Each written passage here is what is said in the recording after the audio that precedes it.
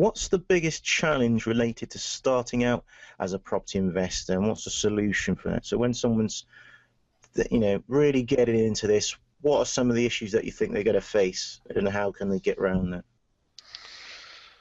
I would say, identify your strategy Yeah. and identify your patch where it works for what you want to achieve. Now, there's so many different strategies out there, ranging from money in, money out, or just money in, buy-to-let, HMOs, cash flow, minimal investment.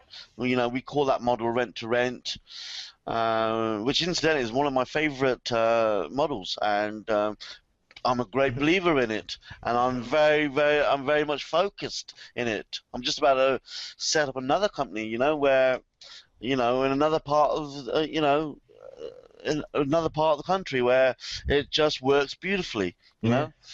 Yeah, absolutely. So that's really what I would say. And then what you want to achieve personally and business, what do you want to achieve, and what do you want to achieve financially? And I think it's about your visions and your goals, and how many properties do you want? What is your end goal look like?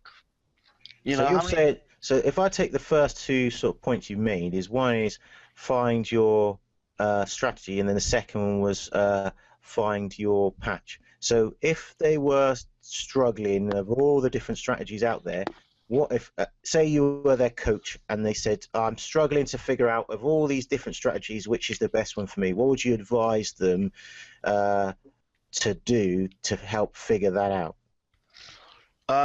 Well, first of all, I look at what time they've got. Yeah. What kind of sort of job they've got, and how much they're earning in that job, and whether they've got any other assets, because that's quite important as well. So you're the cash flow king. Yeah. Typical scenario, I've got a full-time job, 9 to 5. I only get an hour for lunch, of which is kind of rushed. Evenings, I don't have all that much time in the evenings, maybe an hour or so in the evenings, and I want to replace the income from my job, so I need about £3,000. I'm looking at a cash flow sort of strategy, I guess, from that. What's your sort of advice on that? Yeah. How quickly do they want it? As soon as possible, within the next 30 to 60 days. All right, that's very straightforward. Yeah. Okay. The criteria that I would set for this individual would be, they need to be making.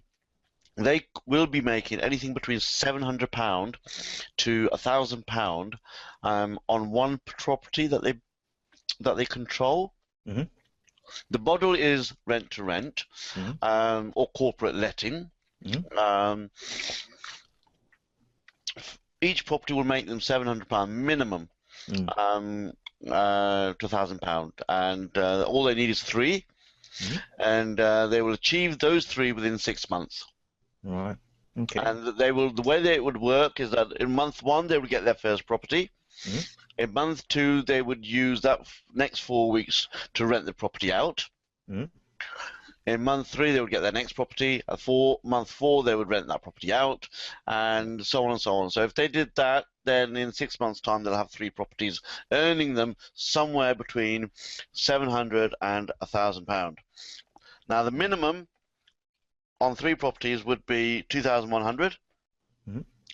So for them to achieve their goal of £3,000, they would need, they could do it on 3 properties, but if we were a little bit conservative, they might need an extra property to achieve that.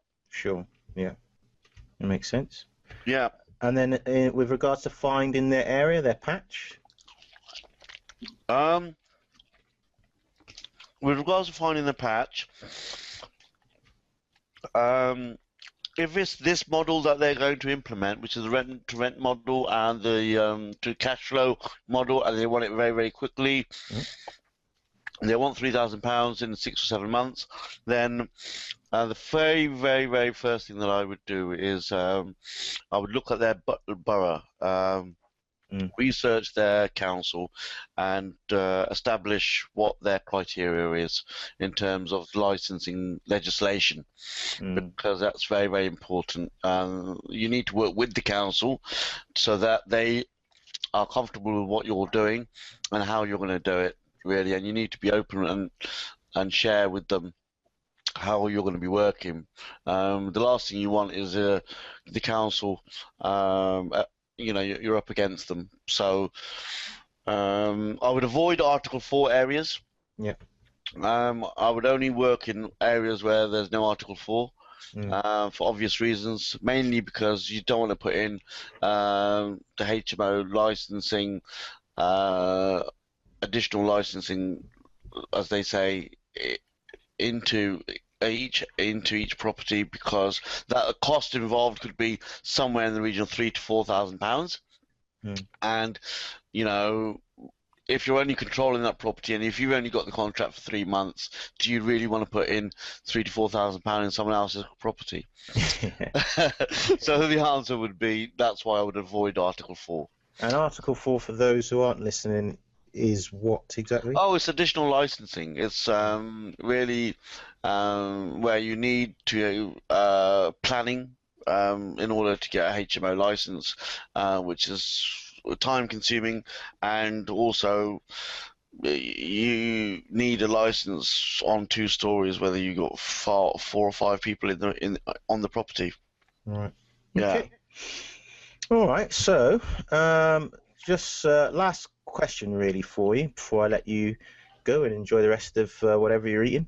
How did you guess I was eating? Well, my belly's rumbling now. But so, Faz,